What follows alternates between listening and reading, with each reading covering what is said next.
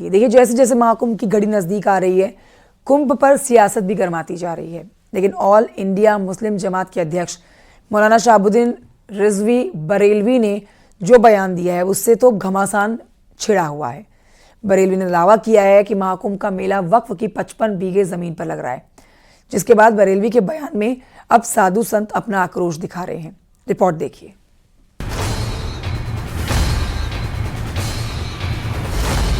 कहां से कौन तंगदिली छोटे दिल का मुजाहरा कर रहा है और कौन लोग हैं जो बड़े दिल का मुजाहरा कर रहे हैं।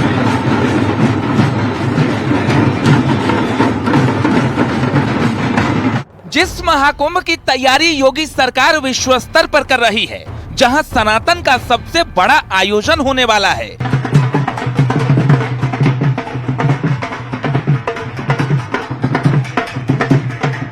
संगम किनारे जिस 4100 हेक्टेयर की जमीन पर मेला लगभग सज चुका है, उस जमीन पर वक्फ के दावे से घमासान मच गया है।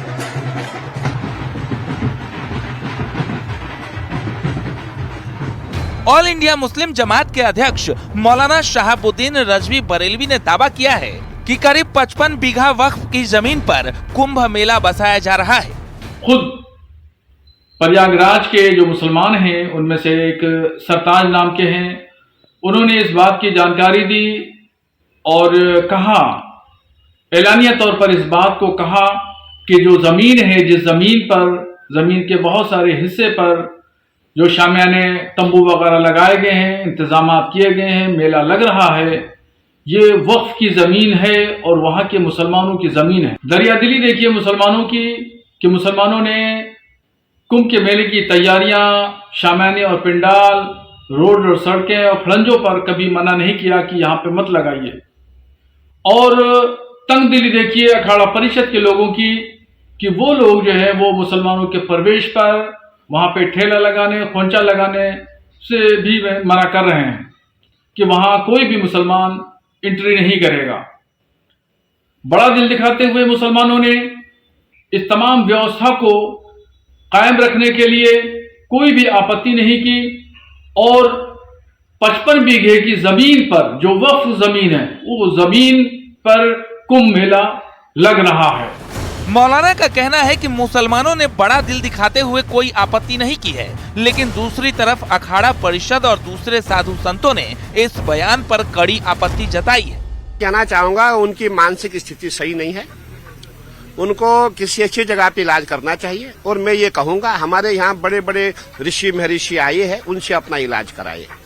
मैं ये कहना चाहूंगा, देखिए ये जो भूमि तो गंगा मैया की भूमि है। मैं समझता हूँ उनको ऐसी बात नहीं बोलनी चाहिए। हमेशा उन्होंने हिंदू मुस्लिम की ही राजनीति की है और ये राजनीति का समय नहीं है। कि अब समय आ गया है कि वक्फ बोर्ड जो लैंड जिहाद है, आतंक जिहाद है, उसे समाप्त किया जाए और ऐसे बड़बोलों को पूरी तरीके से भारत में प्रतिबंधित किया जाए जो जबरन दूसरों की जमीनों को अधिग्रहण करने का प्रयास कर रहे हैं। इनकी बुद्धि भ्रष्ट हो गई है। मैं सरकार से मांग करूंगा कि ऐसे जिहादी जो अनर्गल प्रलाप जो हमारे समाज में जो है दूषित वातावरण को फैलाने वाले लोग हैं, इनके ऊपर सशक्त कार्रवाई करनी चाहिए। इनके बोलने पर बैन लगाना चाहिए। कभी कहेंगे पूरे भारत वक्फ की बोर्ड की जमीन है, तो ऐसा ना हो कि कभी जो है कहें कि सांसद भवन वक्फ बोर्ड की जमीन है। इनकी बुद्धि को सही करने के लिए सरकार को ठोस कदम उठाना चाहिए।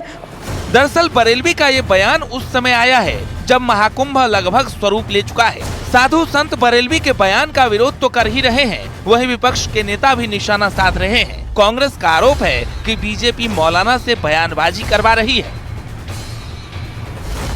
ऐसे बहुत से लोग जो जानबूझ के बोलते हैं और ऐसे मौके बोलते हैं, मैं तो सदियों से सुन रहा हूँ, हजारों साल का इतिहास है कुंभ।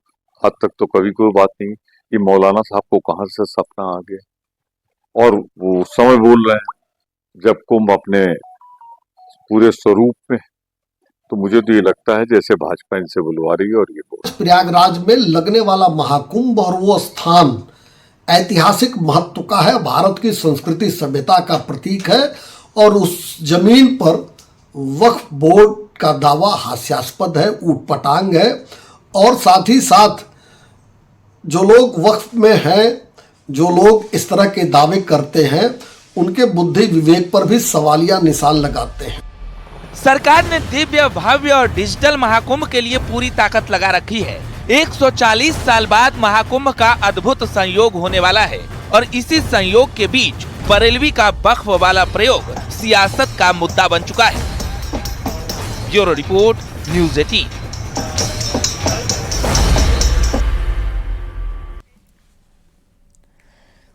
कोरोना महामारी को भला कौन भूल सकता है, जिसने पूरी दुनिया को घुटने पर ला दिया।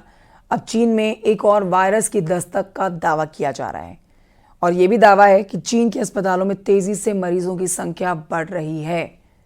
क्या है ये वायरस, देखिए इस रिपोर्ट में।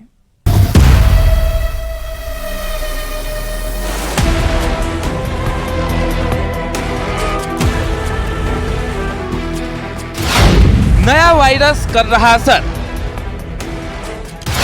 फिर उठी कोरोना जैसी तबाही की लहर।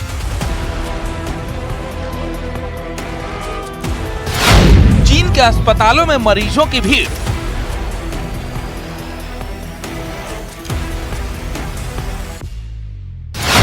क्या दुनिया में आने वाली है बीमारी गंभीर? कोरोना को आए करीब 5 साल हो गए हैं, लेकिन अब भी इसका खौफ बरकरार है। दूसरी ओर चीन में फिर से नए वायरस की आमद हुई है। इस रहस्यमय वायरस का नाम है HMPV यानी ह्यूमन मेटानिमो वायरस। सोशल मीडिया पर चीन में बढ़ रहे वायरस के बारे में पोस्ट की बाढ़ आई हुई है। सोशल मीडिया पर लोग बता रहे हैं कि चीन फिर एक बार इस वायरस के कारण हो रहे जानमाल के नुकसान को छुपा रहा है और असल बात नहीं बता रहा है। आखिर क्या है ये वायरस और कैसे लोगों पर कर रहा है अटैक?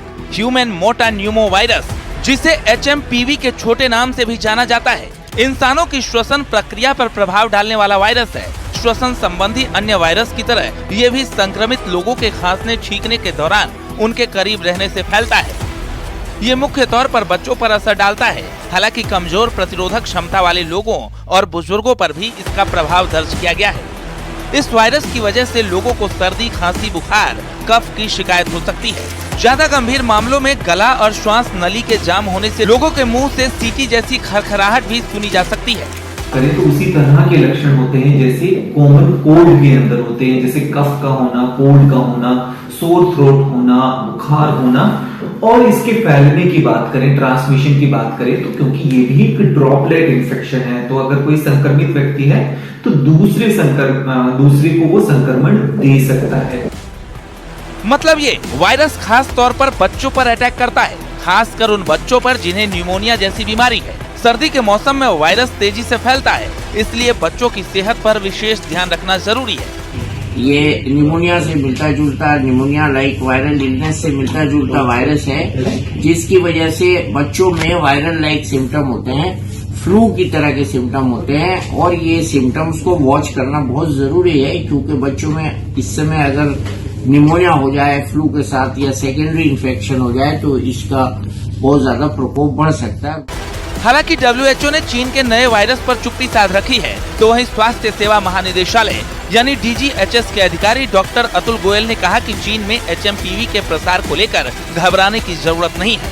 उन्होंने सभी श्वसन संबंधी संक्रमणों के मामलों में सावधानी बरतने का सुझाव दिया है। ऐसी कोई सीरियस बीमारी नहीं है जिससे चिंता करने की जरूरत है। इन दिनों, सर्दी के दिनों में रेस्पिरेटरी वायरस इन्फेक्शंस होते हैं और हमारे हॉस्पिटल्स और इंस्टीट्यूशंस इनको हैंडल करने के लिए तैयार हैं। बेड्स की भी अवेलेबिलिटी है, ऑक्सीजन वगैरह की भी अवेलेबिलिटी है। स्पेसिफिकली दवाइयाँ चाहिए नहीं होती, बिकॉज इसके अगेंस्ट कोई स्पेसिफिक एंटीवायरल ड्रग्स है नहीं। खबर यह है कि चीन के कई इलाकों में अघोषित आपातकाल लग चुका है।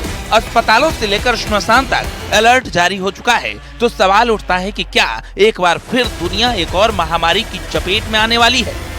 Bureau report, news 18। गोरखपुर में पुलिस ने नशे की तस्करी में शामिल गैंग का भांडाफोड़ किया है। पुलिस ने गैंग के सरगना समेत 2 गांजा तस्करों को गिरफ्तार किया है और 30 किलो अवैध गांजा भी इनसे बरामद हुआ है। दोनों बाप बेटे हैं। पुलिस को सूचना मिली थी, इसी सूचना के आधार पर कार्रवाई की गई है। तस्करी ये दोनों कर रहे थे। सूचना के बाद पुलिस ने एक्टिव होते दोनों को तुरंत गिरफ्तार कर लिया। दोनों आरोपी लंबे समय से गांजे की तस्करी में शामिल हैं। रात्रि है, उसमें एक बड़ी खेप आने वाली है। इस सूचना पर नौसर की टीम, इंस्पेक्टर गीडा और CO तीनों को एक्टिवेट किया गया। ड्यू टाइम पर एक व्यक्ति वहां आया और उतर के गाड़ी से खड़ा हो गया। उसके हाथ में ट्रॉली बैग्स थे। एक व्यक्ति और पीछे से आया। कुल मिला के 2 व्यक्ति थे। ट्रॉली थी उनके पास और 4 ट्रॉलियां थी उनके पास। पुलिस चूंकि सूचना पहले से थी, उनको रोका गया। भागने लगे, तुरंत ही उनको घेर के पकड़ लिया गया और जब उनसे पूछा गया तो उनके द्वारा अपने अपराध को कबूल किया गया कि हाँ सर, हम गांजे को लेके आए हैं, गांजा है इसमें। यहाँ वक्त एक छोटे से ब्रेक का है, कहीं मत जाइए, जल्द लौट रहे हैं।